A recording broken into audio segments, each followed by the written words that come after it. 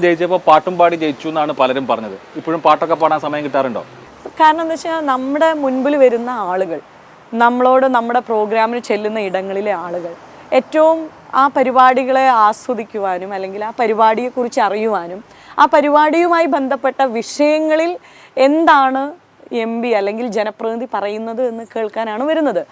അപ്പോൾ അതവർ കേൾക്കണമെങ്കിൽ പലപ്പോഴും ഞാൻ തന്നെ എൻ്റെ പ്രസംഗത്തിൽ പറഞ്ഞിട്ടുണ്ട്, പ്രസംഗം ചിലപ്പോൾ ഒരു പരിധി കഴിയുമ്പോൾ എനിക്ക് പോലും പലപ്പോഴും പല പ്രസംഗങ്ങളും അരോചകമായി തോന്നിയിട്ടുണ്ട്. സ്കൂളിലൊക്കെ പഠിക്കുമ്പോൾ പ്രത്യേകിച്ച് നമ്മൾ മാഷിനോടൊക്കെ ചോദിച്ചിട്ടുണ്ട്, മാഷേ ഈ പ്രസംഗം ഒന്ന് നിർത്തി കിട്ടിയാൽ നമുക്ക് നമ്മുടെ പാട്ടോ അല്ലെങ്കിൽ കലാപരിപാടികളൊക്കെ അവതരിപ്പിക്കാമല്ലോ ചോദിച്ചിട്ടുണ്ട്. അപ്പം ഞാനൊരു ജനപ്രതിനിധിയായിട്ട് മാറി വരുമ്പോൾ എൻ്റെ മുൻപിൽ ഇരിക്കുന്നവരുടെ കാഴ്ചപ്പാടും ഞാൻ അന്ന് ചിന്തിച്ച പോലെയാണ് എന്നുള്ളത് നമ്മൾ ചിന്തിക്കണം. അപ്പം എൻ്റെ മുൻപിൽ ഇരിക്കുന്നവർ പറയുകയാണ്, അല്ലെങ്കിൽ നമ്മൾ സംസാരിക്കുന്ന വിഷയത്തിൽ അതിനകത്ത് ഒരു പാട്ടുകൂടി ഉണ്ട് എങ്കിൽ ആ വിഷയവുമായി ബന്ധപ്പെട്ടതോ അല്ലെങ്കിൽ ആ സാഹചര്യങ്ങളുമായി കണക്ട് ചെയ്യുന്നതോ ആയിരിക്കുന്ന ഒരു പാട്ട് പാടാതെ ഞാൻ പോകാറില്ല. അപ്പം അതിപ്പോൾ ഏതൊരു വേദിയിൽ ചെന്നാലും അവിടെ ആളുകൾ അമ്മമാരായിരിക്കാം, ചിലപ്പോൾ കുഞ്ഞുങ്ങളായിരിക്കാം, ചിലപ്പോൾ ടീച്ചേഴ്സ് ആയിരിക്കാം, ചിലപ്പോൾ ഓട്ടോ തൊഴിലാളികളായിരിക്കാം, അല്ലെങ്കിൽ തൊഴിലാളി ആളുകളായിരിക്കാം. അപ്പം അവരത് ആസ്വദിക്കുന്നുണ്ട് എങ്കിൽ ഉറപ്പായിട്ടും അത് പാടിക്കൊണ്ട് തന്നെയാണ് പോകുന്നത്. ശരിക്കും പറഞ്ഞാൽ വലിയ ഓപ്പർച്യൂണിറ്റിയാണ്. കാരണം കോൺഗ്രസിന്റെ നമ്പേഴ്സ് കുറവാണ്, പഴയതുപോലെയല്ല. പാർലമെന്റിൽ കുറച്ച് MP മാരേ ഉള്ളൂ. അതിൽ തന്നെ വനിതകൾക്ക് വളരെ അഗ്രസീവായിട്ടൊക്കെ ഇടപെട്ടാൽ കുറെ കൂടി വലിയ ദേശീയ ശ്രദ്ധ കിട്ടാൻ പറ്റുന്ന സാഹചര്യമൊക്കെ ഉണ്ട്. അപ്പോൾ അതൊക്കെ കൃത്യമായി ഉപയോഗിച്ചിട്ടുണ്ട് ഇപ്പോഴത്തെ ഈ രാഷ്ട്രീയ സാഹചര്യത്തിൽ എന്ന് തോന്നുന്നുണ്ടോ? പാർട്ടിയാണ് പാർലമെന്റിനകത്ത് സഭയ്ക്കകത്തും സമയം പാർട്ടികൾക്കാണ് അനുവദിക്കുന്നത്.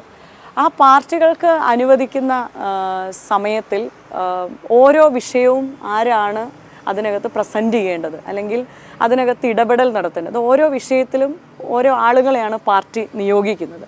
അപ്പം നമ്മളെ സംബന്ധിച്ചിടത്തോളം അത് ഇപ്പം മുതിർന്ന ആളുകൾ ചിലപ്പോൾ ചില ഡിസ്കഷൻ ഓപ്പൺ ചെയ്യും.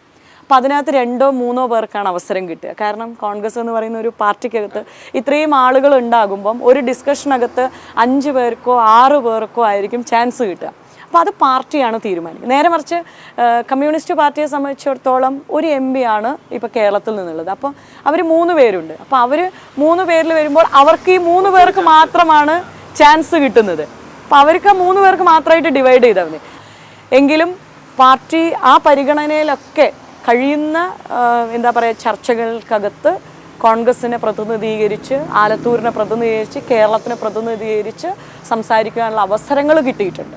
നാടും വീടും ഒക്കെ മിസ് ചെയ്യാറുണ്ടോ? ഇപ്പോൾ ഇവിടെ ആലത്തൂരുകാരിയായിട്ട് ജീവിക്കുകയാണ് കഴിഞ്ഞ ഏതാണ്ട് 5 കൊല്ലമായിട്ട്. നാട് ഇപ്പം നമ്മളെ സംബന്ധിച്ചിടത്തോളം പാർട്ടി ഏൽപ്പിച്ചൊരു ഉത്തരവാദിത്തമാണ് ആലത്തൂർ എന്ന് പറയുന്ന പാർലമെൻറ്റ് മണ്ഡലം. അതിനോടൊപ്പം തന്നെ വീട്ടിലെ നല്ല ഒക്കേഷനുകൾ, എന്തെങ്കിലും കല്യാണങ്ങൾ നടക്കുന്ന സമയത്ത്, അതേപോലെ ഓണം, അങ്ങനെ തുടങ്ങുന്ന ഉത്സവങ്ങളുടെ ദിവസങ്ങൾ, പിന്നെ ഒഴിച്ചുകൂടാൻ പറ്റാത്ത മറ്റ് പ്രധാനപ്പെട്ട കാര്യങ്ങൾ വരുന്ന സമയത്ത് നമ്മൾ വീടുകളിൽ പോവുകയും ആ ചുറ്റുപാടുമുള്ള ആ സന്തോഷത്തിനകത്തും അവരുടെ ആ ദുഃഖത്തിനകത്തുമൊക്കെ പങ്കുചേരും. പക്ഷെ അത് കഴിഞ്ഞാൽ നമ്മൾ പൂർണ്ണമായിട്ടും പാർലമെൻറ്റ് മണ്ഡലത്തിൽ തന്നെയാണ്.